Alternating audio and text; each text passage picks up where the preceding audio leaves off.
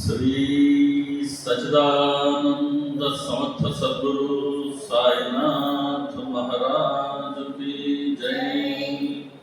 गुरुमध्ये स्थितं विश्वं विश्वमध्ये स्थितो गुरुः गुरुर्विश्वं न चान्योऽस्ति तस्मै श्री गुरवे नमः।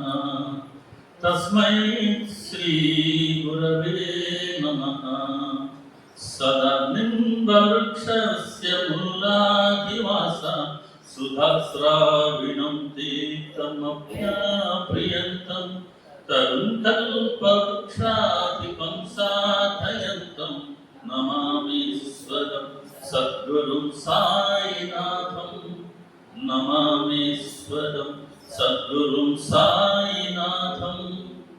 नमामीश्वरं सद्गुरुं साईनाथं। సాయి కృపతో, సాయి ప్రేమతో, సాయి సన్నిధిలో మన సాయి ధర్మక్షేత్రం మందిరంలో ప్రతి వారం ఏర్పాటు చేసుకుంటున్నాను. ప్రతి మంగళవారం అందకపోతున్నా, ఎందుకంటే శుక్రవారం వచ్చాం కాబట్టి ప్రతి వారం ఏర్పాటు చేసుకుంటున్న సత్సంగానికి హాజరవుతున్న సాయి కుటుంబంలోని సహచర సభ్యులైన ప్రతి ఒక్కరికిను, అలాగే ఈ సాయంత్రం మన అందరికీ తమ సన్నిధిని ప్రసాదించి తమ స్మరణ చేసుకునే భాగ్యాన్ని ప్రసాదించిన సమర్థ సద్గురు సాయినాథుని దివ్య పాదపద్మాలకి నమస్కారం చేస్తున్నాను.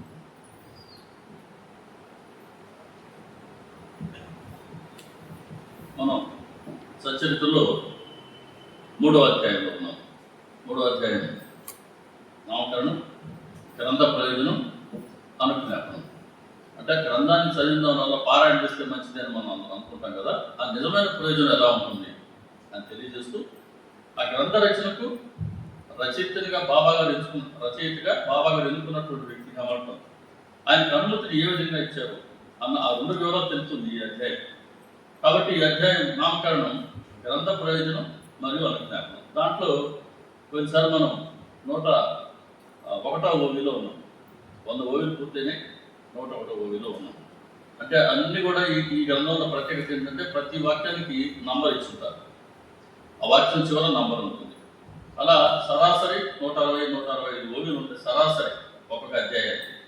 అందులో ఈ అధ్యాయం 180 దాకా ఉంటున్నాయి. సో మనం 101 వరకు ఎన్ని ఉన్నాయమ్మా? 175 ఎన్ని ఉన్నాయి? 180.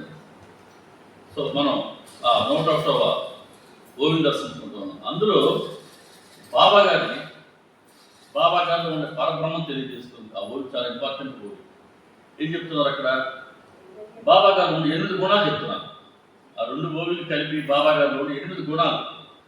అంటే బాబా గారు సాక్షాత్ పరబ్రహ్మ సాయిబాబాగా మన కోసం అవతరించిన నేపథ్యంలో వారిలో అభ్యర్థమైనటువంటి గుణాలు తెలియజేస్తున్నారు. 8 గుణాలు. ఒకటేంటి?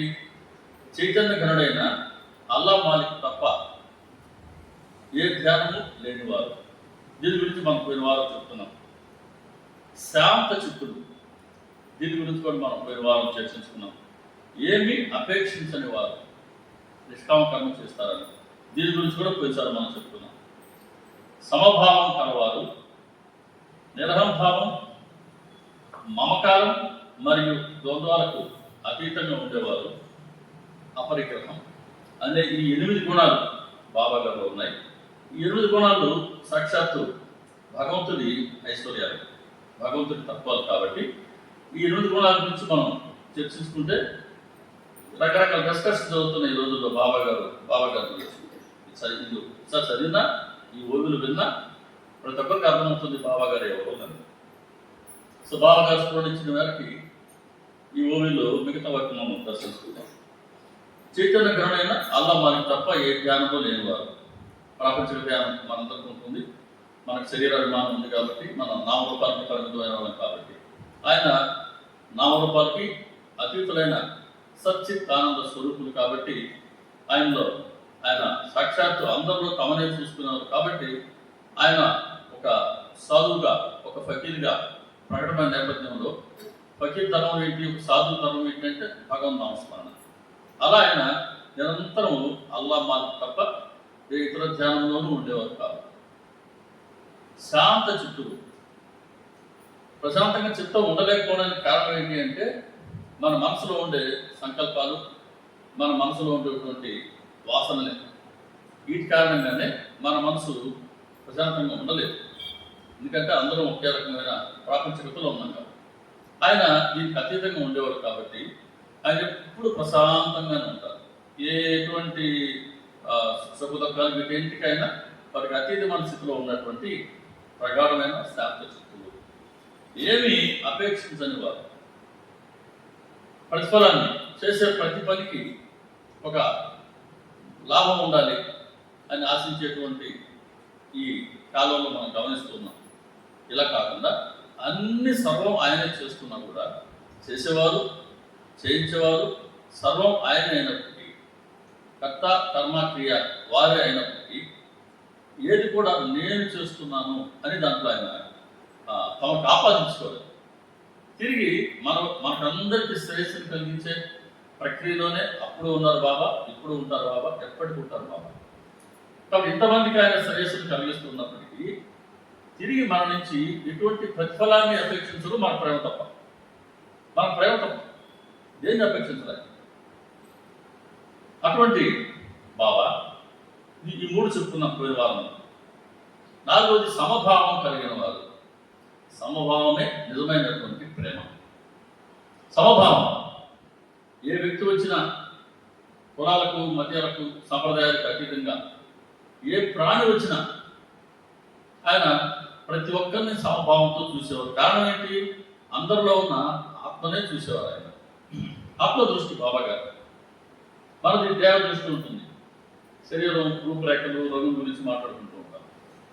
లేదా మనో దృష్టి ఉంటుంది. వాళ్ళు ఇందులో పాండిత్యం ఉంది, ఇందులో కళాకారులు చక్కగా పాడతారు, చక్కగా రాస్తారు, ఇది మనం చెప్పుకుంటున్నాం. అది మనో దృష్టి. బాబా గారిది ఆత్మ దృష్టి.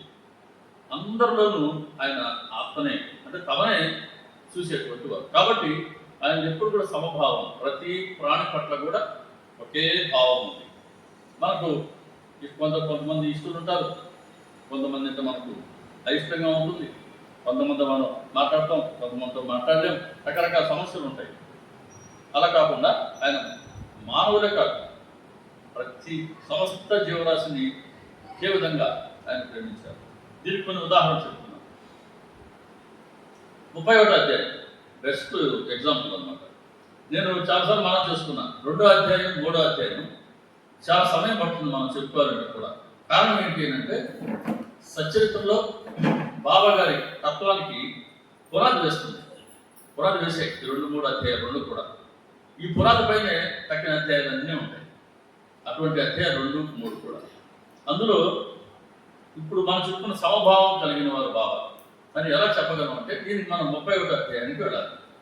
31వ అధ్యాయం అనగానే అక్కడ మెడ్రాస్ సన్యాసి విజయానంద్ వస్తాడు, తర్వాత వానరం మాన్కర్ వస్తారు, మేఘశ్రమడి ప్రస్తావన వస్తుంది, తర్వాత ముఖ్య పులి ప్రస్తావన వస్తుంది. ఇవన్నీ ఈ 4 మనకు గుర్తుకు రావాలి 31వ అధ్యాయం అనగానే.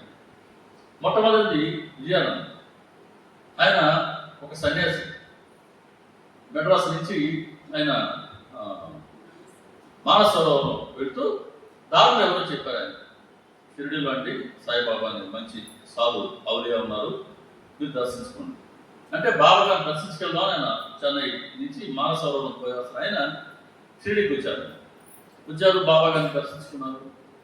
బాబా గారిని దర్శించుకోగానే బాబా ఏమన్నారంటే, బాబా గారి ప్రత్యేకత ఏంటి అంటే, ఏ వ్యక్తి అయినా సరే ఆయన సన్నిధికి రాగానే ముందు బాబా గారు వచ్చిన కొత్త వ్యక్తికి మొట్టమొదటి దర్శనంలో, మొట్టమొదటి పరిచయంలో వచ్చిన వారికి తమ పట్ల నమ్మకాన్ని కలిగిస్తారు. నమ్మకం లేని వ్యక్తి వచ్చాడు అనుకున్నాం, ముందు నమ్మకం కలిగాలి కదా, ఏం చెప్పేదాన్ని వాడు వినాలంటే. ఇక్కడ నమ్మకం కలిగిస్తారు. నమ్మకం ఉన్న వ్యక్తి మళ్ళా కూడా పోయినాం అనుకోండి, ఆయన పట్ల విశ్వాసాన్ని కుదిరిస్తారు. ఎందుకు అనుభవాలు ఇస్తారు బాబా గారు మనకు అంటే, ఎప్పటికప్పుడు మనకు ఆయన పట్ల శ్రద్ధ పెరుగుతూ ఉండాలి. శ్రద్ధ మనకు పెరుగుతూ ఉంటే బాబా గారికి కాదు దానివల్ల ప్రయోజనం, అది మనకే ప్రయోజనం. మనం ఆయన దృష్టిలో ఉంటాం.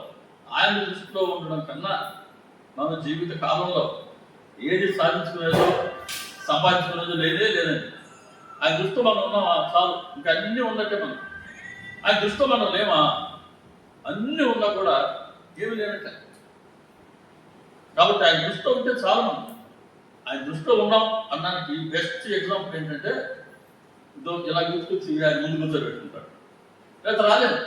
చాలా కష్టం బాబా గారి ముందు, ప్రత్యేకించి ఈ రోజుల్లో ప్రాపంచికత విపరీతంగా ఉన్నటువంటి రోజుల్లో ఈ గంటన్నర సేపు వచ్చి ప్రశాంతంగా ఆయన ముందు కూర్చొని బాబా గారి గ్రంథం ఏం చెప్తుంది తెలుసుకుందాం అని ఆ కుతూహలత, ఆ జిజ్ఞాస కలగటమే అది బాబా గారి అనుగ్రహంతో మాత్రమే సాధ్యమవుతుంది. ఆయన అనుగ్రహం కలిగిందనే అర్థమేమని ఆయన దృష్టిలో మనం ఉన్నాం. కాబట్టి అంతా సూక్ష్మంగా ఉంటుంది బాబా గారి దగ్గర. కాబట్టి ఇక్కడ మెడ్రాస్ సన్యాసి విజయానంద్ రాగానే బాబా గారు ఆయన ముందు నమ్మకాన్ని కలిగారు. కాబట్టి ఏమన్నారు ఆయన అంటే, ఆయన ఆ భక్తుల సమూహంలో సోమదేవ స్వామి, హరిద్వార స్వామి ఉంటాడు. ఆయన గురించి మనకు 49వ అధ్యాయంలో వస్తుంది. ఆయన కలుసుకుంటారు, సన్యాసులు కాబట్టి మాట్లాడుకుంటారు. నేను అడిగాడు మానస సరోవరం పోవాలని, ఎంత దూరం అని ఏంటి. సరే ఆయన సోమదేవ స్వామి చెప్పాడు, అయ్యా అది చాలా దూరం పోవాలా, మధ్యలో ప్రతి 10 రోజులకి భాష మారిపోతుంటుంది, ప్రతి 50 రోజులకి భాష మారిపోతుంటుంది, దాదాపు 250 కిలోమీటర్లు ప్రయాణం చేయాలా, వాళ్ళు మధ్యలో భూటాన్ ప్రజలు మనం హింసిస్తుంటుంది, రకరకాలుగా సరే ఎక్కువ ఇవన్నీ చెప్పేసరికి వామో అంత మనసులో ఏదో అనుకున్నాను పోయి చూద్దామని, ఇంత కష్టం ఉందా అని నా మనసులో ఆ సంకల్పం కొద్దిగా సరళైంది. ఈ నేపథ్యంలో బాబాని దర్శించుకున్నారు. బాబా ఏమన్నారు వెంటనే, ఈ సన్యాసిని ఎందుకు రానిచ్చారు, ఇతర సహవాసం మనకు పనికిరాదు, వెళ్ళిపోమనండి. మరి సన్యాసి ఆయన కాషాయం ధరించున్నారు. బాబా ఏమంటున్నారు, ఈ సన్యాసి సహవాసం మనకు పనికిరాదు, ఇతన్ని వెళ్ళిపోమనండి, కోప్పట. సరే బాబా గారు కోప్పట. ఆయన అటు సమూహంలో కాస్త దూరం కూర్చొని బాబానే గమనిస్తున్నారు. ఎంతమంది వస్తున్నారు బాబా దర్శనానికి.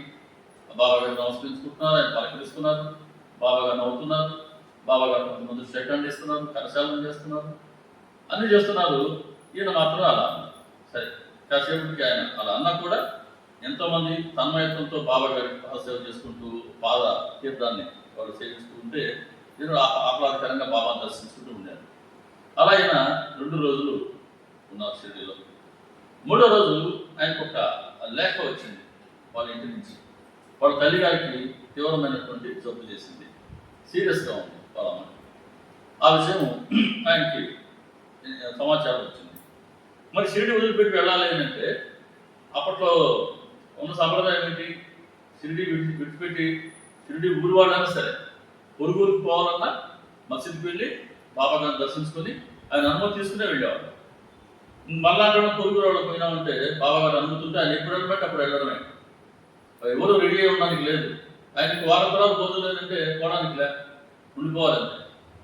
అటువంటి నేపథ్యంలో ఈయన వెళ్ళి బాబా గారిని అడిగారు, బాబా ఇలా మా అమ్మకి బాగాలేకుండా వచ్చిందండి, నాకు కబురు వచ్చింది, మా అమ్మ నా కోసం చివరి దశలో ఉంది, నా కోసం ఎదురు చూస్తూ ఉంటుంది, నన్ను కనుక ఒకసారి అమ్మ చూసుకుంటే నాకు తృప్తిగా ప్రాణం నిలుస్తుందండి, కాబట్టి నాకు అనుమతి బాబా నేను మా ఊరికి వెళ్తాను అని అంటే బాబా ఏమన్నారు, తల్లికి అంత గారాపుత్రుడు అయితే అసలు సన్యాసం దేనికి తీసుకున్నావు?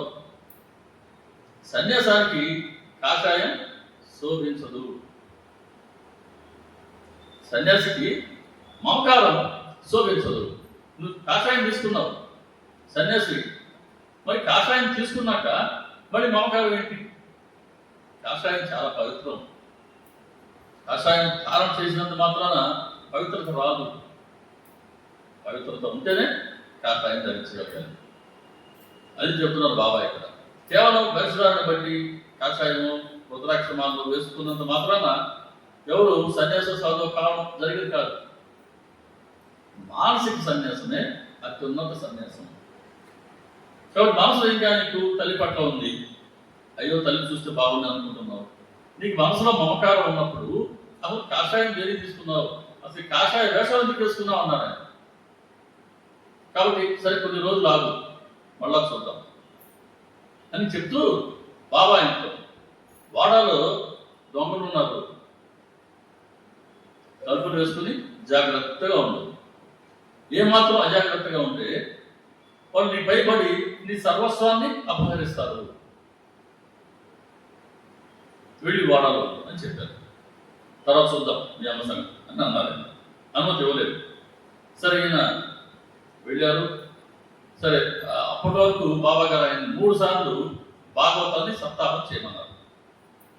3 వారాలు భాగవత సప్తాహం చేయి అని అన్నారు. సరే బాబా గారు అన్నారు. సరే ఈయన 2 పర్యాయాలు భాగవతం పారాయణ అల్లుడితో చేశారు. 3వ పారాయణ చేయబోతున్నప్పుడు ఈయనకే బాగా లేకుండా వచ్చింది. ఆయన వారాల్లో బడే బాబా ఒళ్ళో తాళాలు ఉంచి అక్కడే ప్రాణం విడిచిపెట్టాడు. సరే ఆయన ప్రాణం విడిచిన తర్వాత బాబాగారు కబురుపోతే కదపొద్దు అన్నారు. ఆ రోజంతా అలాగే ఉంచారు. అంటే కారణం ఏంటంటే ఒక అనాథ కనుక చనిపోతే అప్పట్లో పోలీస్ కేసు పెట్టుకోవాలి, వాళ్ళు ఎంక్వైరీ చేయాలి, అమ్మారు తహసీల్దార్ రావాలి, వాళ్ళు పంచనామా చేయాలి, సహజ మరణం అని వాళ్ళు రాసుకున్న తర్వాతనే ఆ దహన క్రియలు చేయాలి. అంతవరకు బాబా గారు వెయిట్ చేశారు. తర్వాత ఈయన దాని క్రియలు షిరిడీలో జరగడం జరిగింది. అంటే ఆయన వాళ్ళ తల్లిని చూడడానికి చెన్నై వెళ్ళే లోపలే ఈయన ఆయుష్ తీరిపోయింది. మన ఆయుష్ ఎప్పుడు ఏంటి, మన స్థితిగతులు ఏంటి మనకు తెలియదు. కానీ మన స్థితిగతులు మనకన్నా సద్గురువులకి సత్పురుషులకి బాగా తెలుసు. కాబట్టి మనం ఏం చేయాలా, మన భారం వాళ్ళు విడిచిపెడితే వాళ్ళు ఎలా నడిపిస్తుంటే మనం అలా నడుస్తుంటే మనకు శ్రేయస్కరంగా ఉంటుంది. కాబట్టి నువ్వు తల్లి చూడడం పోయేదానికి కాదయ్యా, మధ్యలోనే నీకే ప్రమాదం ఉందని బాబా గారు చెప్పకనే ఆ సమయం కూడా వృధా కాకుండా షిరిడీలో ఉంటూ ఆయన చేత భాగవతాన్ని ఆయన బాబా గారు పారాయణ చేయించారు. అంటే ఏమని, భాగవతం ద్వారా భగవంతుడి ధ్యానంలో ఉంచారు. ఆయన భగవంతుడి ధ్యానంలో ఉంచుతూ 2 సార్లు పారాయణ పూర్తి చేశారు. 3వసారి ఆయన చనిపోవడం జరిగింది. వాడలో ఉన్నప్పుడు కూడా ఆయన 2 రోజులు ఆయన వాడలో అలాగే ఉన్నారు, ఆరోగ్యం బాగలేకుండా. 3వ రోజు ఆయన చనిపోవడం జరిగింది. ఇక్కడ 3 సార్లు వస్తుంది. దాని ప్రత్యేకత ఏంటో నాకు ఇప్పటికీ అద్వైత కాల ఇంకా స్ఫురణ బాబా ఎక్కడ ఇవ్వాల. షిరిడీకి నుంచి 2వ రోజు ఉన్నాడు, 3వ రోజు వాడు తల్లికి బాగాలేదని కావచ్చు. 2 సార్లు భాగవతం పారాయణ చేశాడు. 3వ పారాయణ చేస్తున్నప్పుడు ఆయనకి ఆరోగ్యం బాగలేకుండా వచ్చింది. ఆరోగ్యం బాగలేకుండా 2 రోజులు వాడాలో ఉన్నారు, 3వ రోజు చనిపోవడం జరిగింది. మరి ఆ 3కి ఈ 3 దగ్గర వచ్చిన 3కి సన్యాసి విజయానికి సంబంధం ఏంటనేది నాకు ఎక్కడ ఆ స్ఫురణ రాల. నేను చాలా మంది అడుగుతూనే ఉంటాను, దానికి ఏదన్నా సంబంధం ఉంటుందనని సమయం వచ్చినప్పుడు తెలియజేస్తాను. బాబా ఇక్కడ బాబా చెప్పింది ఆయనకి, వాడాలో దొంగలు ఉన్నారు, సత్రంలో దొంగలు ఉన్నారు అన్న. ఈయన సన్యాసి కదా, ఈయన దగ్గర దొంగలు పట్టి దోసిపోయేది ఏముంటుంది? మళ్ళా పోతే కాస్త జాగ్రత్త ఉంటుందా? ఏదిందో లేకపోయినా సెల్ ఫోన్ ఉంటుంది, సెల్ ఫోన్లో చాలా సమాచారం ఉంటుంది, సెల్ ఫోన్ అంటే మనకు చాలా ప్రేమ ఉంటుంది. ఇప్పుడు ఆయనకి కొత్త చెప్పులు కొనుక్కొని పోయినదే అది బాబు కన్నకి. ఆయన చెప్పులు ఎంత ఇష్టం, మనకు కూడా సెల్ ఫోన్ అట్లా అయిపోయిన రోజుల్లో కనీసం సెల్ ఫోన్ ఉంటుంది మన దగ్గర. కాబట్టి మనం జాగ్రత్తగా ఉండాలి. ఆయన సన్యాసి కదా, ఆయన దగ్గర ఏముంటుంది. కాబట్టి బాబా గారు చెప్పిన దొంగలు బయట దొంగలు కాదు, శరీరంలో దొంగలు. వాడ అంటే సత్రం అని కాదు, వాడ శరీరమే మనకు సత్రం. మనం అంటే శరీరం అనుకుంటే శరీరం సత్రంలో ఉంటే సత్రం అవుద్ది. కానీ మనం అంటే బాగా అందరిలో ఆత్మనే చూస్తారు కాబట్టి ఆయన ఈ ఆత్మకు సత్రం ఏది? మన శరీరం. కాబట్టి ఎప్పుడోసారి మనం సత్రం ఖాళీ చేసుకోవాల్సిందే కదా. ఎన్ని రోజులు ఉంటాం షెడ్యూల్లో? వారం ఉంటున్నామా, 10 రోజులు ఉంటున్నామా, ఇన్ని రోజులు ముందుగా మళ్ళీ ఖాళీ చేసి రావాల్సిందేగా. అప్పటి వరకు మనము నా పేట అనుకుంటుంటామా, మనం ఖాళీ చేసి వచ్చాక ఇంకోటి అవుతుంది అంతే. కాబట్టి ఈ సత్రాన్ని మనం ఖాళీ చేయక తప్పదు. కాబట్టి ఈ సత్రంలో 6 మంది దొంగలు ఉన్నారు. కామం, క్రోధం, లోభం, మోహం, మత్సరం. ఈ 6 మంది దొంగలు నీ పైన పడి నీ సర్వస్వాన్ని అపహరిస్తారు, నీ క్యారెక్టర్ని ధ్వంసం చేస్తారు. ఏమాత్రం అజాగ్రత్తగా ఉంటే సుమా. కాబట్టి జాగ్రత్తగా ఉండు, తలుపులు వేసుకుని ఉండు. తలుపులు వేసుకున్నానంటే దృష్టి బహిర్ముఖం చేయొద్దు. బాహ్య దృష్టి కనుకుంటే ఎప్పుడు మనసు ఇంద్రియాల వైపుకి, మనసు వచ్చి ఇంద్రియాల వైపుకి, ఇంద్రియాలు వచ్చే విషయాల వైపుకే ఉంటాయి. వాటి ద్వారా మనసులో మాలిన్యం చేరుతూ ఉంటుంది. దాని ద్వారా ఆచరించే కర్మ ద్వారా కర్మఫలం ప్రభుత్వం ఉంటుంది. ఈ కర్మఫలం అనుభవించడానికి అనేక జన్మలకి నీకు నువ్వే పాటలు వేసుకుంటావు. కాబట్టి దృష్టిని అంతర్ముఖం చేయకుండా, బాహ్య దృష్టి లేకుండా దృష్టిని అంతర్ముఖం చేయి, తలుపులు వేయి అని చెప్పడం. అది అలా ఆయనకి ఆ బోధనిచ్చారు, షిరిడిలోనే బోధనిచ్చారు, భాగవతం పారాయణ చేయించారు. ఆ విధంగా ఆయనకి బాబా గారు సద్గతినిచ్చారు. ఒక సన్యాసికి. రెండో వ్యక్తి ఆ అధ్యాయంలో బాలరాం మానకర్. ఆయన మనలాంటి గృహస్థు, భార్య పిల్లలు ఉన్నటువంటి గృహస్థు. ఆయన భార్య బాలరాం మానకర్ మంచి సాధకుడు. బాబా గారు ఆయన చాలా మంచి చక్కటి సాధన చేయించారు. ఆ సాధన చేయించిన నేపథ్యం తెలియజేస్తారు ఇక్కడ 31వ అధ్యాయంలో. సన్యాసికి ఆయన శ్రేయస్సును కలిగించారు. ఇప్పుడు గృహస్థు జోలికి వచ్చాడు. బాలరాం మానకర్ గృహస్థు. భార్య చనిపోయారు. చనిపోయిన తర్వాత సంసార విధులు ఆయన చేసుకోవాలనుకుంటే అడ్డంకులైనవి. మనసు చంచలంగా ఉంది. ఎప్పుడు తను భార్య గుర్తుకొస్తుంది. కాలం తప్పదలుగా ఉన్నప్పుడు ఎవరో ఒకరు విడిపోయినా ఆ సమస్య ఎప్పుడు ఉంటుంది. అలా ఉంది ఆయన మనసు. కాబట్టి బాబా గారు ఆయన ఏం చెప్పారు? అచ్చిందరగడికి వెళ్ళమన్నారు. అచ్చిందరగడికి వెళ్ళు, అక్కడ రోజుకి 3 సార్లు నువ్వు ధ్యానం చేసుకో అని చెప్పారు. బాబా గారు స్వయంగా ఆయన డబ్బులు ఇచ్చారండి, ఖర్చులు ఉంచుకో అని. 16 రూపాయలు 12 రూపాయలు 12 రూపాయలు ఇచ్చారు బాబా గారు. స్వయంగా డబ్బులు ఇచ్చారు బాబా గారు. ముమ్మాలు తపస్సు చేసుకున్నాను. సరే, ఏమేమి ఆలోచించాడు బాలరాం మానకర్? షిరిడీలో ఉంటే సహజంగా బాబాలను దర్శించుకుంటూ ఉన్నాం, ఆయన పాదసేవ చేస్తూ ఉన్నాం, పాదాలు ప్రక్షాళన చేస్తూ ఉన్నాం, చరణ తీర్థాన్ని సేవిస్తూ ఉన్నాం. కాబట్టి షిరిడీలో ఉంటే బాబా గారి సన్నిధిలో బాబా గారి ధ్యానం సహజంగా కుదురుతుంది. ఇదేగా మన అనుభవం కూడా. ఇక్కడ కూడా మనం బాబా గారి స్మరణలో ఉంటాం. కానీ షిరిడీకి పోతే షిరిడీలో ఉన్నంతసేపు కూడా ఎక్కడ ఉంటాం? ఆయన స్మరణలోనే ఉంటాం.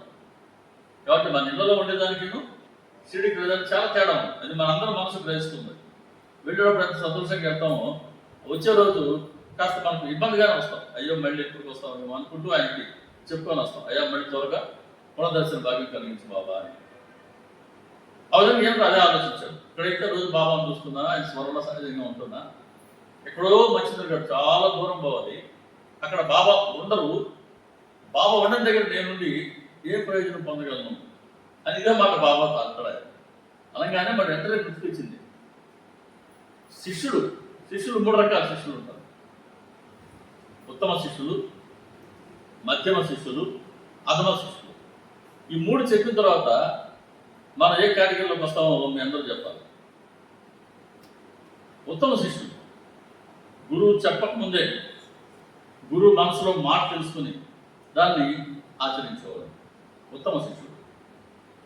మధ్యమ శిష్యుడు గురువు చెప్పిన తర్వాత ఇంక మళ్ళీ తూచా తప్పకుండా దాన్ని వెంటనే ఆచరించేవాళ్ళు మధ్యమ శిష్యుడు. అధమ శిష్యుడు గురువు చెప్తున్నా కూడా ఆ మాటల పట్ల శ్రద్ధ లేకుండా ఈరోజు చేస్తా, రేపు చేస్తా, ఎల్లుండి చేస్తానని చెప్తూ పదే పదే తప్పులు చేసేవాళ్ళు అతను శిష్యుడు. మనం ఇప్పుడు ఎక్కడ ఉన్నాం మూడింటి?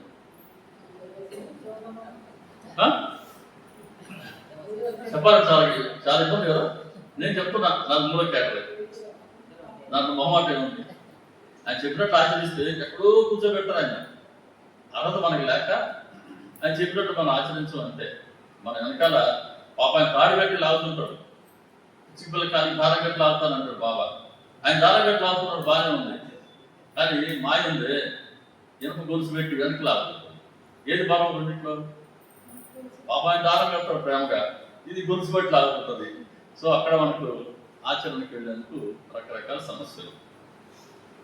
అట్లా ఈయన బాబా గురువు చెప్పినాక, గురువు చెప్పిన దాన్ని వెంటనే ఆచరించేవాడు మధ్యమ శిష్యుడు. కాబట్టి మీరు చెప్పిన తర్వాత నాకు ఆలోచన వచ్చింది, బాబా నేను చాలా తప్పు చేశాను, కాబట్టి మీరు చెప్పినట్టుగానే నేను మధ్యతరగతి పోతా, మీరు చెప్పినట్టుగానే ముమ్మారు ధ్యానం చేస్తా, అక్కడ రోజల్లా మీ రూపాన్నే గుర్తించుకుంటా, మీ పాదాలే స్మరిస్తా, మీ నామాన్నే పలుకుతా, ఇదే నా తపస్సు. అంటే గృహస్థు తపస్సు ఎలా చేయాలో తెలియజేస్తున్నాడు. సచ్చరిత్ర సామాన్యమైన గ్రంథం కాదు, ఒక లీల, ఒక కథ కాదు. అందులో మన శ్రేయస్సుని మనం పొందాలనుకుంటే సాధన మార్గాలు స్పష్టంగా తెలియజేశారు. ఇప్పుడు గృహస్థుకి ఏంటి సాధన మార్గం అంటే బాలాల మార్గం మన గుర్తు రావాలి. రోజల్లా ఎక్కడైనా ఉండు కాక ఆయన స్మరణలో ఉండగలగాలి, ఆయన పాదాలు మనం ధ్యానించుకుంటూ ఉండగలగాలి, ఆయన నామాన్నే పలుకుతున్నారు. అలా మన మనసు ఆయన చుట్టూ పరిభ్రమిస్తూ ఉండేలా ఉండడమే గృహస్థుకి సరిపోయినటువంటి సాధన. అలా వెళ్తాను బాబా, నేను మీ శక్తితో నేను అక్కడికి వెళ్తాను, మీ శక్తి ద్వారా నేను ఈ తపస్సు చేస్తాను అని చెప్పారు. ఆయన మత్స్యదర్గడికి వెళ్ళారు. వెళ్ళగానే ఆహ్లాదకరమైనటువంటి వాతావరణం, చక్కటి మంచి గాలి, మంచి నీరు. అక్కడ ఈయన ఇంట్లో ఎక్కడ షిరిడీలో ఉంటే భార్య గుర్తుకొస్తుంది, ఇంటి విషయాలు గుర్తుకొస్తున్నాయి. ఇంటి బాధ్యతలన్నీ కొడుకు అప్పచెప్పేశాడు. ఇప్పుడు ఇంటి బాధ్యతలు ఏమి లేవు.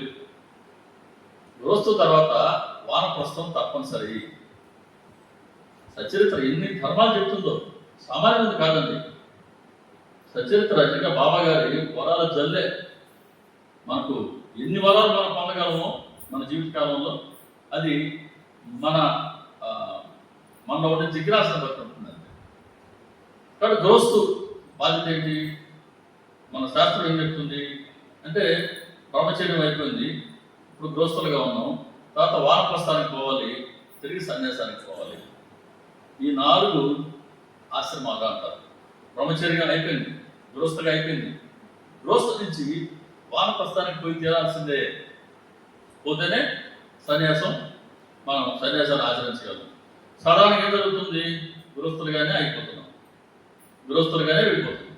సో ఇక్కడ దాకే ఉంటుంది. ఇక్కడి నుంచి మనం ఇంకో స్టెప్ ఎక్కడో లేదు. కానీ ఇక్కడ బాబా ఏం చేత 3వ స్టెప్ ఎక్కిస్తున్నారు. అందుకు వానప్రస్థం. వానప్రస్థం అంటే ఏదో కాదు. జనరల్గా గృహస్థులుగా మన మనసు అంతా కూడా భార్య లేదా భర్త, పిల్లలు, సంసారం, ఆస్తిపాస్తులు, వీటి పట్లే బిగుసు. కానీ ఎల్లకాలం ఇలాగే ఉండకూడదు. ఇదిగో గృహస్థులుగా నీ బాధ్యత ఏంటి? పెద్దవాళ్ళు ఉన్నారు, వాళ్ళు సాధారణంగా మనకు 60 ఏళ్ళు వచ్చేసరికి వాళ్ళు ఉండొచ్చు, లేదా వాళ్ళు తప్పుకోవచ్చు. పెద్దవాళ్ళు పిల్లలు ఉంటారు, సాధారణంగా వాళ్ళని మనం పెళ్లి చేస్తాం, వాళ్ళు ఏదో ఒక వృత్తిలో వాళ్ళు సెటిల్ అయి ఉంటారు. కాబట్టి వాళ్ళ బాధ్యత నిజంగా మనకి ఇంకేం లేదు. కాబట్టి నీపై ఆధారపడి ఉండే పెద్దలున్నా లేదా పిల్లలున్నా ఆ బాధ్యతని నిర్వహిస్తూ ఉండాల్సిందే. దాని నుంచి మరి వెనక్కి పారిపోవడానికి లేదు. ఏ శాస్త్రం చెప్పలేదు. పెద్దలు లేదా నువ్వు సేవ చేయాల్సిన వాళ్ళు, పిల్లలకి నీ అవసరం లేదా, వాళ్ళ కాళ్ళకు నిలబడి ఉన్నారా? ఇది సరైన సమయం గృహస్థు వానప్రస్థానికి పోవడానికి. దీనికి శాస్త్రం చెప్తున్న వయసు 60 ఏళ్ళు. కాబట్టి 60 ఏళ్ళు దాటిన వాళ్ళందరూ కూడా వానప్రస్థానికి మానసికంగా సిద్ధం కావాల్సిందే. మనం కనుక ఆధ్యాత్మిక ఫలితం పొందాలనుకుంటే, లేదా లేదు, ప్రతిదీ మన దగ్గర ఉంది. ఆత్మవ ఆత్మన బంధకు, ఆత్మవ పరిప్రార్థన. అంటే మనకు మనమే బంధువులం, లేదా మనకు మనమే శత్రువులం. శత్రువు ఎక్కడ బయట లేదండి.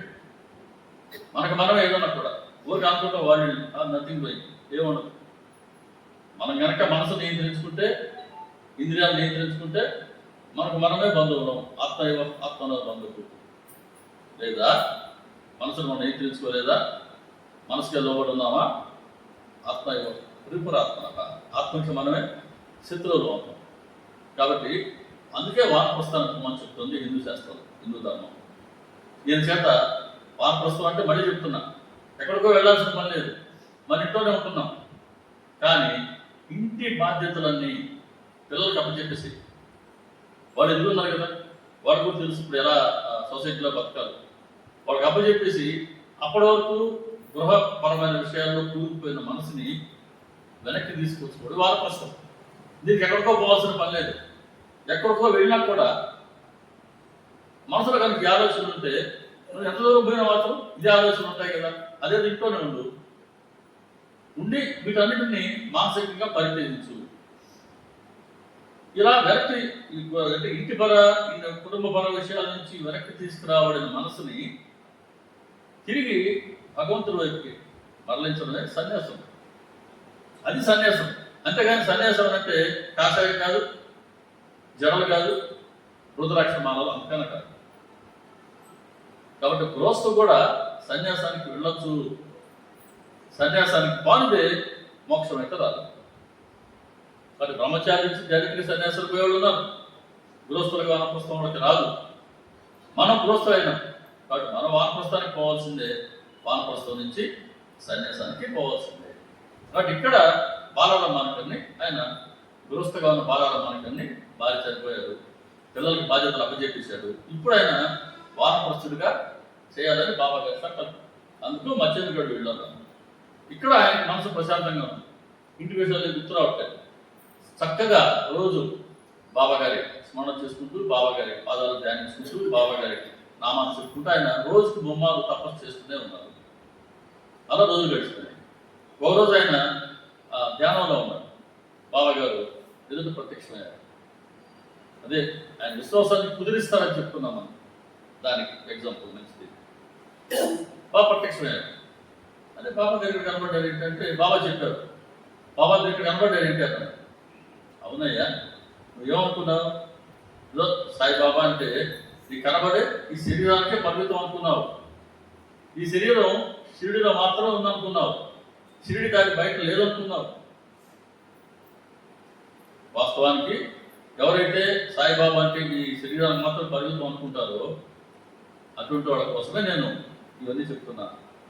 నీ ఇప్పుడు చూడు, సరిగ్గా చూడు, షిరిడిలో ఎలా ఉన్నానో ఇప్పుడు ఇక్కడ అలాగే ఉన్నా, నా పట్టుకొని చూడన్నాను.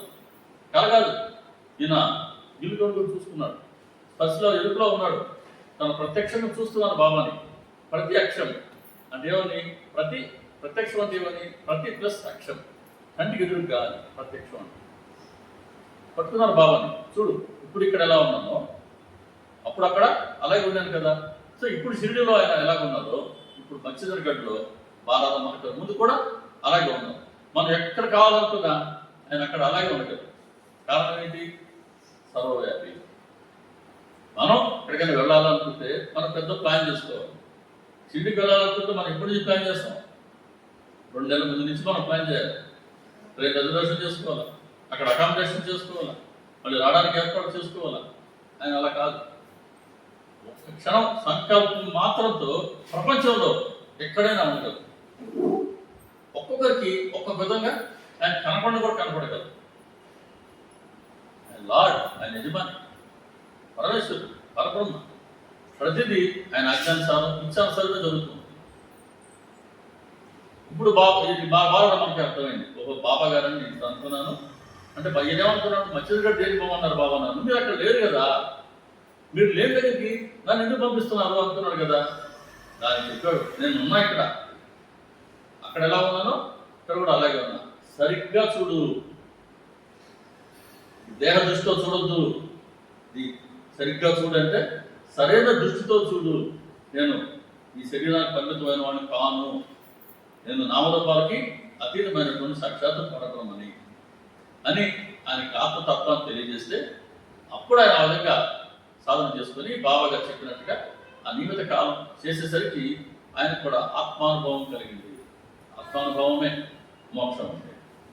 అలా బాలారాం మానకర్ కూడా గృహస్థైనటువంటి బాలారాం మానకర్ కూడా బాబా గారు శ్రేయస్సునే కలిగించారు. తర్వాత ఆయన షిరిడీలోనే ఆయన చనిపోతే షిరిడీలోనే ఆయన శరీరాన్ని కూడా దానికి చేశారు. షిరిడీలోనే ఆయన బాబా గారి సన్నిధిలోనే ఆయన మోక్షం పొందారు. అలా బ్రహ్మచారి సన్యాసి అయినటువంటి విజయానందకి గృహస్థ అయినటువంటి బాలారాం మానకర్కి ఇద్దరికి ఒకే రకమైన శ్రేయస్సుని కలిగించారు. ఇక మూడవ ఇద్దరు మానవులకి ఎలా కలిగించారు బాగానే ఉంది. అంటే మరి సమభావం కలగాలంటే జంతువుల పట్ల కూడా బాబా గారికి ప్రేమ. దానికి ఆ అధ్యాయంలోనే పులి వస్తుంది.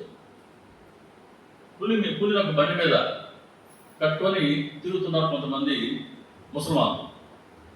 పులి వాళ్ళకి జీవనాధారం. ఆ పులిని కట్టుకొని ఊళ్ళో తిరిగి పులిని చూస్తే 4 రూపాయలు ఇస్తే దాని మీద వాళ్ళు బతుకుతున్నారు. ఎలుగు బండిని తీసుకొచ్చినప్పుడు చూశాను, కానీ చిన్నప్పుడు మనం పులిని చిన్నప్పుడు తీసుకురాలి కదా, ఎలుగు బండి వస్తుండేది. వాళ్ళ చుట్టూ మీద వాళ్ళు ఊరు దాటి పెడతారు, వాడు కూడా ఉండేది, వాళ్ళు ఊరు పెట్టుకోవడం కాదు. అది సరే కోతులు వస్తున్నాయి, ఇవన్నీ చూసాం మనం. కానీ వీళ్ళు ఏకంగా పులిని కట్టుకొచ్చారు బండి మీద. వచ్చి మా దొరకమ్మాయి బయట పెట్టారు, వచ్చి బాబాని అనుమతి కోరారు. సరే బాబా తీసుకురామన్నారు. పులిని బాగా గొలుసులు కట్టి లోపలికి తీసుకొస్తున్నారు. అనుకుందాం మనం అందరం కూర్చోన్నాం, ఇక్కడ బాబా గారు ఇక్కడ ఉన్నారు. ఇప్పుడు ఎవరైనా పులిని తీసుకొస్తారు అనుకుందాం ఫర్ ఎగ్జాంపుల్, ఏంటి మన పరిస్థితి? కానీ వాడు ఎవరు పరిగెత్తాడు. విశ్వాసం అంటే అదే విశ్వాసం. పులి లోపలికి వచ్చింది, మెట్లకి పోతూ ఉండింది, బాబాగారిని దర్శించుకునింది. బాబాగారు చుట్టూ ఆ పులి చుట్టూ 2 కలిసినాయి. పులి బాబాగారిని ఆ పాపం అలా చూసి 3 సార్లు తోకతో నేలకేసుకొట్టి బాబాగారి ముందు పెద్దగా అరిచి బాబాగారి పాదాలు వద్దే అది ప్రాణాన్ని ఇచ్చింది. ఎంత అదృష్టం కాదు.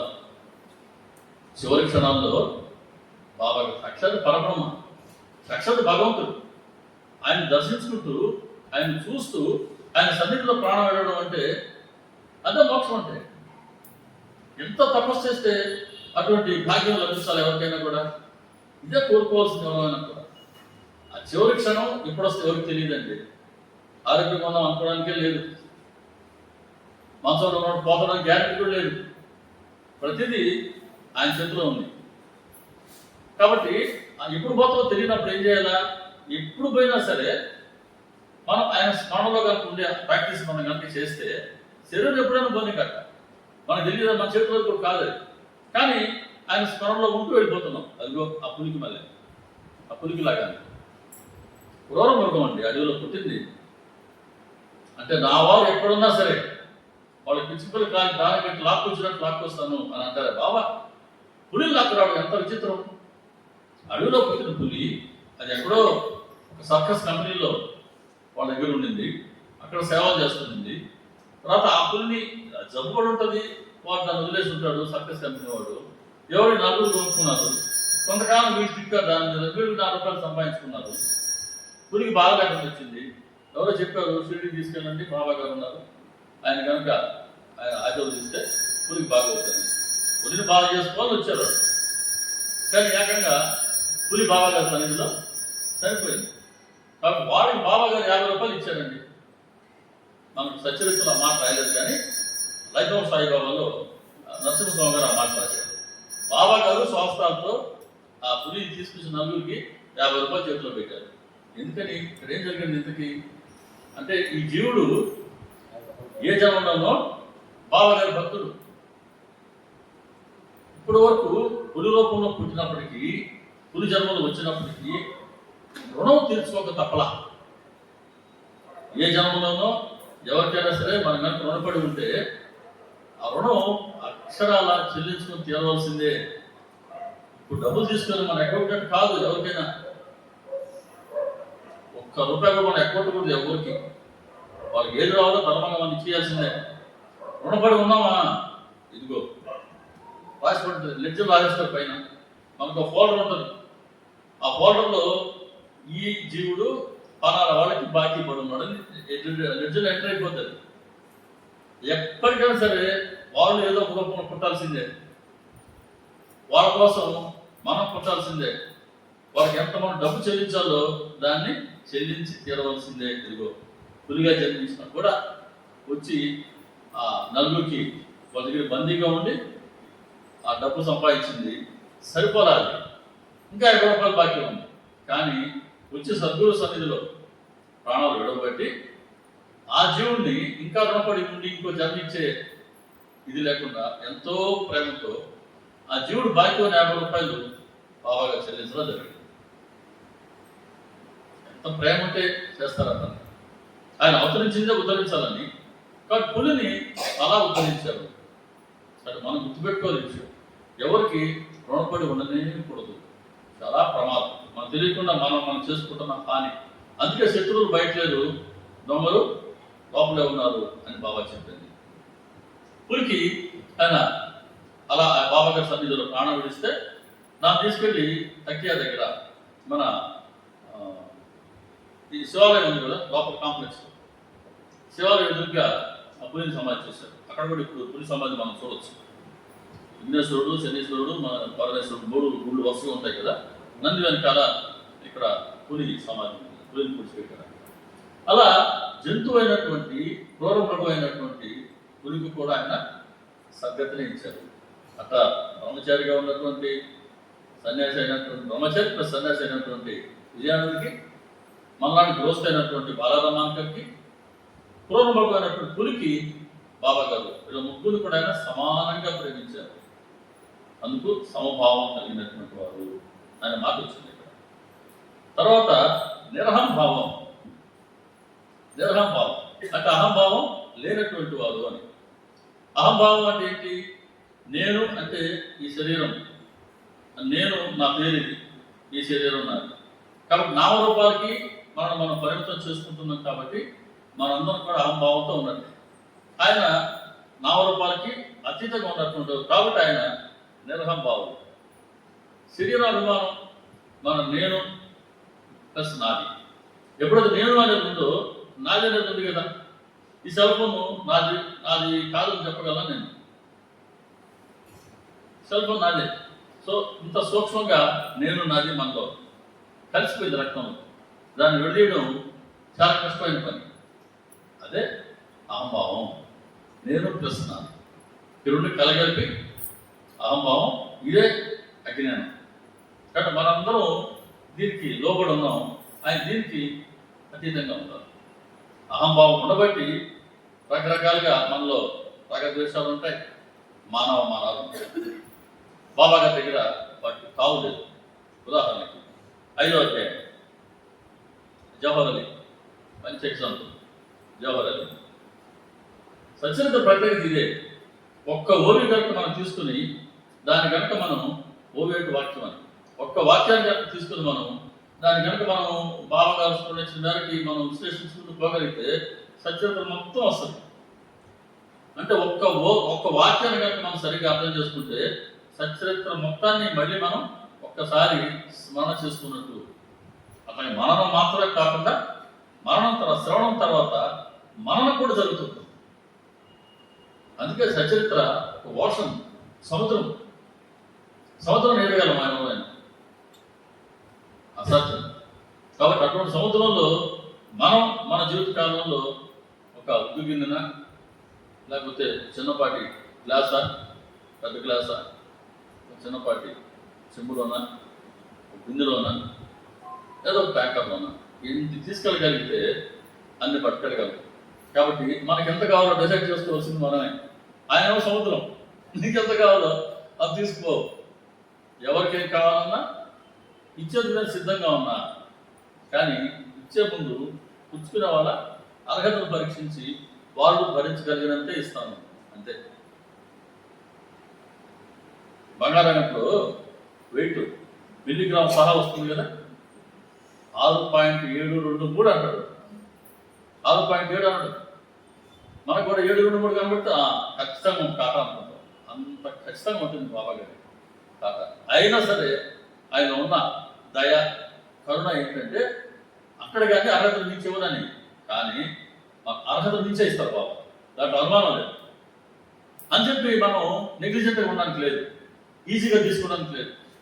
మనమా అర్హతను పెంచుకునే ప్రయత్నం బాబా గారు చూపిన మార్గంలో చేస్తూ ఉండాల్సిందే. అది ఒక్కడు నువ్వు వెయ్యి నా వైపు అన్నారు.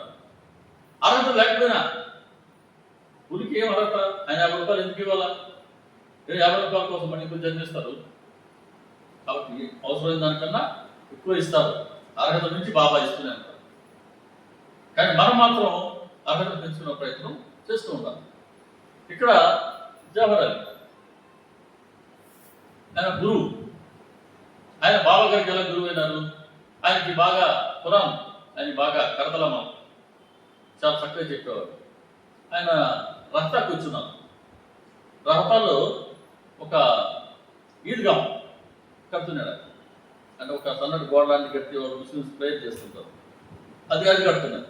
అది వీరభద్ర దేవాలయం పక్కనే ఈద్గా పని జరుగుతుంది. సరే, అక్కడ ఏం సమస్య వచ్చిందేమో మొత్తానికి ఆ ఊరు వాళ్ళు ఈయన తరివేశారు అక్కడి నుంచి. ఆయన అక్కడి నుంచి వచ్చి ఎవరు దగ్గరికి వచ్చారు? షిరిడీకి వచ్చారు. వచ్చి బాబా గారి దగ్గరికి వచ్చారు. ద్వారకామాయికి వచ్చారు. అబ్బాయి నేను నీ గురువుని అన్నాను. బాబా కూడా ఏమన్నారు? అలాగే మీరు నా గురువు మీరు అన్నారు కాబట్టి నేను మీ శిష్యుడిని. మరి నీ గురువునేనంటే అతను ఎట్ట గురువు అయ్యమన్నట్టు నువ్వు అక్కడ నువ్వు నేర్పించినావా, నా బాధ్యత తీసుకున్నావా అనే మాట అల్లా. సరే మీరు గురువు అన్నారు కదా, సరే మీరు గురువే నేను శిష్యుడిని అని నోటి మాట అనడం కాదు. ఆ క్షణం నుంచి ఆయన గురువు అయినట్టు బాబా గారు ఆయన శిష్యుడు అయినట్టు ఎలాగే ఆచరించాడు. ఆ గురువు దగ్గరికి ఆ గురువుకి సేవ చేశాడు. గురువుకి ఆయన నీళ్లు పోసాడంట. గురువు ఎక్కడ ఉంటే ఆయన కూడా శిష్యుడు కూడా ఉంటున్నాడు. ఆయన ఎక్కడ రమ్మంటే ఆయన కూడా బాబా గారు పెట్టుకున్నారు.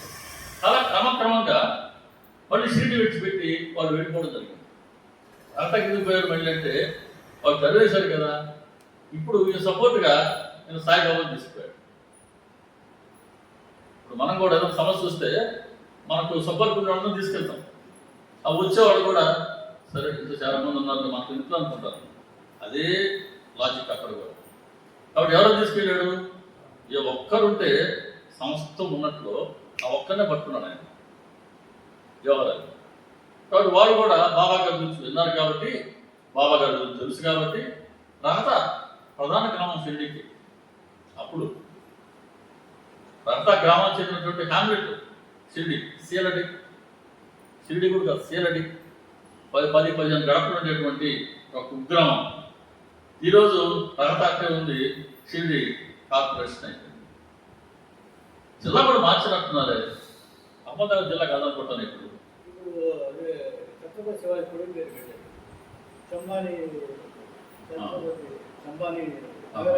అదే అంతగా పెరిగిపోయింది. కాబట్టి వాళ్ళు బాబా గారు తెలుసు కాబట్టి, సాయిబాబా ఆయన కూడా వచ్చారు కాబట్టి వాళ్ళు ఇప్పుడు తెరమేల నేను రహతాలో ఉన్నాను. కానీ షిరిడీలో సమస్య ఏంటి? వాళ్ళకి రోజు బాబా గారి దగ్గరికి దర్శించుకుంటూ వస్తూ పోతున్నారు కదా. అరే ఆయన ఇంటికి వచ్చి మన బాబాని ఆయన తీసుకెళ్ళిపోయాడు, మనకు బాబా లేకుండా పోయినే అని బాబాని తీసుకొద్దామని షిరిడి గ్రామ ప్రజలు కొంతమంది రహతాకు వచ్చారు. బాబాని రమ్మని పిలుస్తున్నారు. తెలుస్తుంటే బాబా చెప్పారు, లేదు లేదు ఫకీర్కి చాలా కోపం ఎక్కువ, ముక్కుకి లేడు బయటకు ఉన్నాడు. ఆయన వచ్చి మిమ్మల్ని చూశాడు అనుకో, ఇక మీ మీద ఆయన కేకలేస్తాడు. బట్ ఆయన వచ్చే లోపలే ఆయన కోపం భరించలేనిది, అంత కోపిష్ట ఆయన. మిమ్మల్ని కనుక చూస్తే నా కోసం వచ్చారని తెలుసుకుంటాడు, మీ మీద కోపడతారు, మీరు వెళ్ళిపోండి అని వీళ్ళు మాట్లాడుకుంటూ ఉన్నారు. ఆయన రావడం జరిగింది.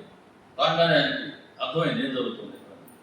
ఆహా, కుర్రాడిని తీసుకెళ్దామని వచ్చారా, ఏం మాట్లాడుకుంటున్నారు ఇక్కడ అని అంటే వీళ్ళు చెప్పారు, ఇట్లా అయ్యా మా గ్రామానికి తీసుకెళ్లాలని వచ్చినాం అని అంటే మొదటి కాదన్నా తర్వాత మెత్తబడి కండిషన్ పెట్టాడు. సరే అయితే నన్ను కూడా మీ వెంట తీసుకెళ్ళాలి. సరే బాబా గారు షిరిడీకి వస్తున్నారు కాబట్టి ఈయన వస్తే నష్టం ఏంటి, సరే రా. అలా మళ్ళీ జవహర్ అలీ కలిసి బాబా గారు షిరిడీకి రావడం జరిగింది. మొదటిసారి షిరిడీలో బాబా గారు వేప చెట్టు కింద ప్రకటనయ్యారు కదా. 3 ఏళ్ళు షిరిడీలో ఉన్నారు. 1 సంవత్సరం ఎక్కడున్నారో ఎవరికి తెలియదు. మళ్ళీ సంవత్సరం తర్వాత శాంత్ పటేల్ బృందంతో షిరిడీకి రావడం జరిగింది. మళ్ళీ ఇప్పుడు రహతా నుంచి కూడా తిరిగి మళ్ళీ షిరిడీకి వస్తున్నారు. ఎవరితో? జవహర్ అలీ. అలా బాబా గారు అక్కడ 2 మతాలను ఆయన ప్రతి సందర్భంలోనూ ఆయన సమానంగానే గౌరవిస్తున్నారు. ఆయనకి ఒక మతముద్ర వేసే ప్రయత్నం, అతి దుర్మార్గమైనటువంటి ప్రయత్నం, ఏమి తెలియని వాళ్ళు అజ్ఞానం చేసేటువంటి ప్రయత్నం. అలా బాబాగారు మన షిరిడీకి వచ్చారు. వచ్చినా కూడా ఆయన ఆయన గురువుగానే ఉన్నారు, ఆయన శిష్యుడిగానే ఉన్నారు. అక్కడ ఒక మంచి బోధి రాస్తాడు. అక్కడ వాళ్ళ గురు శిష్యుల బంధం ఎలా ఉండింది అని అంటే, బంగారము దాన్ని మెరుగు లేకపోతే బంగారం తీసుకుంటామా? బంగారం నేను కొనుక్కుంటాం మనం, అది మెరుగు ఎప్పుడు కరెక్ట్గా ఉంటున్నాను కదా. సో బంగారము దాని మెరుగు, కన్ను దాని వెలుగు ఎలా ఉంటాయో అంతగా కలిసిపోయినాయి ఈ గురు శిష్యుల బంధం. అలా ఉండాలి గురు శిష్యుల బంధం. కాబట్టి శిష్యుడు అంటే గురువు ఏం చెప్పారో దాని శిష్యుడు ఆచరించినట్టుగా ఉండాలి. గురువు ఎలాంటి వారో తమాష ఏంటంటే, ఆయన కేవలం పండితుడు. ఆయన ఖురాన్ మాత్రం చాలా చక్కగా వచ్చు, కరతలా మాత్రం ఖురాన్ ఆయన. కానీ ఖురాన్ ఏముందో చెప్పగలరు ఆయన, కానీ ఖురాన్ ఏం చెప్పిందో దాన్ని ఆచరించే ప్రయత్నం లేదు జవహర్ అలీ దగ్గర. కానీ బాబా గారు ఖురాన్లో ఉన్నదాన్ని, భగవద్గీతలో ఉన్నదాన్ని, ఏ సర్గంలో చెప్పినా సరే ఆచరించి చూపిస్తున్నటువంటి వారు బాబా. కానీ ఆచరణ అయినటువంటి వాళ్ళు గురువు అయినారు, ఆచరించే వాళ్ళు శిష్యుడైనారు. అది ఇక్కడ ప్రత్యేకత. గురువుకేమో శిష్యుడు గొప్పతనం తెలియదు. నేను గురువుని అనుకుంటున్నాడు, ఆయన నాకు సేవ చేస్తున్నాడు, నేను గొప్పని అనుకుంటున్నాడు. కానీ శిష్యుడికేమో గురువు దొరకటం తెలుసు, గురువు బలహీనతలు తెలుసు. కానీ గురువుని ఏ రోజు ప్రశ్నించలా. ఆయన గురువుగానే ఉన్నారు, ఆయన పదవి అయింది, నేను శిష్యుడిగా ఉన్నా, నా పదవి నాకు. కాబట్టి ఒక శిష్యుడు గురువుని ఆశ్రయించిన తర్వాత గురువుని ఎలా సేవించుకోవాలో అక్షరాలా ఆచరించుతున్నారు బాబా. అయితే నీడు మోసాడంటండి, అన్ని సేవలు చేశాడంట. మరి ఏ జన్మలో బంధం మాకు తెలియదు ఇక్కడ. అలా ఉంటే చివరికి ఒక మృదీయమైన బంధం అయిపోయింది. ఎట్లా చేయాలి, ఇతను ఎలా వేరు చేయాలి మనం అని వీళ్ళందరూ ఆలోచించారు. చివరికి దేవిదాస్ అని ఒక సాధు, ఆయన ముందు షిరిడీకి వచ్చారు. బాబా గారు రాకముందే 11-12 ఏళ్ళ ముందు. మనకు 4వ అధ్యాయం వస్తుంది ఆయన ప్రస్తావన, 4వ 5వ వస్తుంది. బాబా గారి కన్నా 11-12 ఏళ్ళ ముందు దేవిదాస్ షిరిడీకి వచ్చారు. చాలా మంచి సాధు, చిన్నతనం నుంచి విరాయి. ఆయనతో ఈయనకి శాస్త్ర చర్చ పెట్టారు. శాస్త్రపరంగా చర్చ పెట్టారు. ఈయన పండితుడే, దేవిదాస్ పండితుడే. ఇద్దరి మధ్యలో శాస్త్రపరంగా చర్చ జరిగింది. చర్చకి వాదోపవాదాలకి తేడా ఏంటి? చర్చ అన్నా మీరు ఒక మాట చెప్తారు, నేను ఒక మాట చెప్తాను, అది చర్చే. కానీ వాదోపవాదాలు ఏంటంటే, ఇక్కడ కూడా మీరు ఒక మాట చెప్తారు, నేను ఒక మాట చెప్తుంటా. కానీ చర్చలో ఎదుటివాడు చెప్తుంది కనుక మనం చెప్పిన దానికన్నా కరెక్ట్గా ఉందని అనుకుంటే దాన్ని మనం స్వీకరించగలగాల మంచి మనసుతో. అది చర్చ. ఈ వాదవివాదాలు ఎట్లా ఉంటాయి, వాదోపవాదాలు ఎట్లుంటాయంటే, మీరు చెప్తుంది కరెక్ట్ అయినా సరే, నేను చెప్తుంది తప్పైనా సరే, నాది అబద్ధమైనా సరే, నేను దీన్నే బతుకుని వాదిస్తున్నా, దీనివల్ల ఫలితమే లేదు. ఇది వాదోపవాదాలు. ఇటువంటి వాదోపవాదాలు బాబాగా ఇష్టపడాలి, ఇవి వ్యర్థం అన్నాడు. కానీ ఎప్పుడు చర్చ మంచిదే. ఒక విషయాన్ని చర్చించుకొని ఏదైతే ఇప్పుడు మనకు తెలిసిన దానికన్నా ఎదుటి బాగా తెలిసింది అనుకోండి, వాడి చేతుల అభిప్రాయం బాగుంది అనుకోండి, వాడి ఇచ్చిన వివరణ బాగుంది అనుకోండి, నాకు స్వీకరిస్తే ఏం పోయా? అదే చేయాల్సింది కదా. అన్నీ తెలిసిన వాళ్ళు ఎవరు ఉంటాం? కొన్ని తెలుసుకుంటాం, అన్నీ మనకు ఎవరికి తెలియవు, అన్నీ తెలియవు.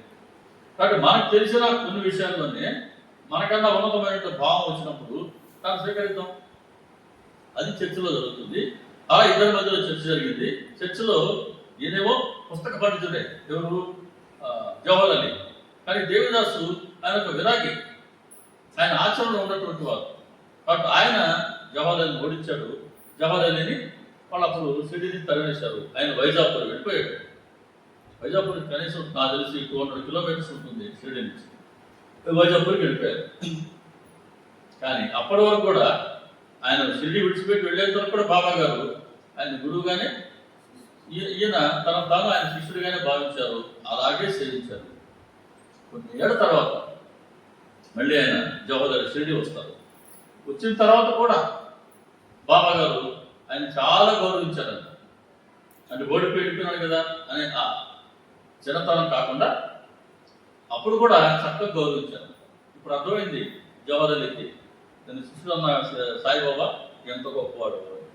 బట్ అంత గొప్పతనం మనసులో ఉన్నప్పటికీ దాన్ని ఆయన బయటికి చెప్పుకోలే. ఆయన గురువు అన్నాడు కాబట్టి, ఈయన ఒప్పుకున్నాడు కాబట్టి, ఏమీ తెలియని గురువుకి అన్నీ తెలిసిన పరబ్రహ్మ శిష్యుడిగా వ్యవహరించారు. ఎలా సాధ్యమైందంటే శరీర అభిమానం లేకపోవడం వలన, శరీర ధ్యాస లేకపోవడం వలన, అజ్ఞానం అనేది లేకపోవడం వలన జరిగింది. కాబట్టి బాబా గారు ఉన్నటువంటి నిర్వహణ భావాన్ని మనం ఇక్కడ దర్శించవచ్చు. ఇంకో సందర్భంలో కూడా నానబడి కొంచెం బాబా గారిని గది మీద నుంచి లేమన్నారు, బయట లేయన్నారు. బాబా గారు వెంటనే లేచారు. నానావాడు వచ్చారు, గది మీద కూర్చున్నారు. కాసేపు కూర్చున్నా భలే ఉంది అని లేచి కూర్చొని బాబా గారికి పాద నమస్కారం చేసి ఆయన వెళ్ళిపోయాడు. బాబా గారిని గద్దె నుంచి లేయి అని అంటే ఏం చేస్తాం? మనమే ఒక కార్యక్రమం కూర్చుంటాం, ఎక్కడైనా సత్సంగం జరుగుతుంది, ఇక్కడ కూర్చున్నాం అనుకున్నాం, కుర్చీలో భోజనం తర్వాత కార్యక్రమం స్టార్ట్ అయింది. ఆ కుర్చీలో వేరే వాళ్ళు కూర్చుంటారు. ఏమంటాం మనం? సహజంగా ఏమంటాం? సత్యతగా తెలుసుకుంటే పనులే అనుకుంటాం. లేదనుకో, ఏంది ఇదే నా కుర్చీలో కూర్చున్నారా నా పోదు. కాబట్టి బాబా గారిని ఆయన గది మీద లేయన్నాడు.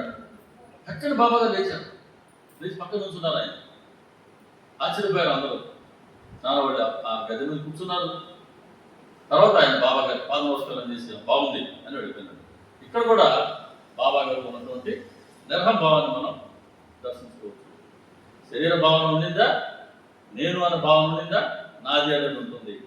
కాబట్టి మనం కాసేపు కూర్చుంటేనే 4-5 రోజులు ఉంటే ఆ హోటల్లో ఉండే 5 మంది అయింది, మనం పడుకునే బెడ్ మంది అయింది. ట్రైన్లో కూర్చున్నామా, అది బెడ్ నా బెడ్ నా సీటు, ఇక్కడ కూడా గొడవ జరుగుతుంటాయి కదా. మామూలుగా జరగదు.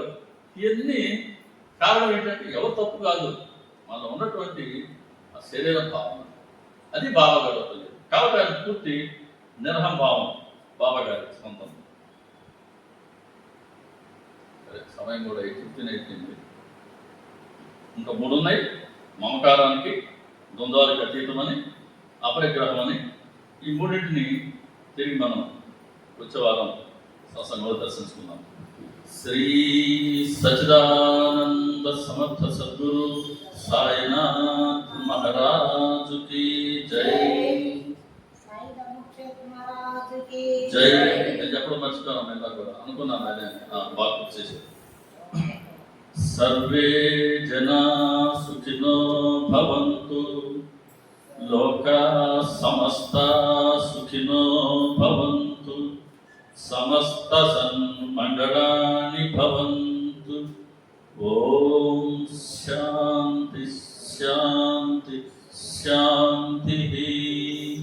సర్వం శ్రీ సాయినాథార్పణమస్తు. శుభం భవతు. ఓం తత్సత్.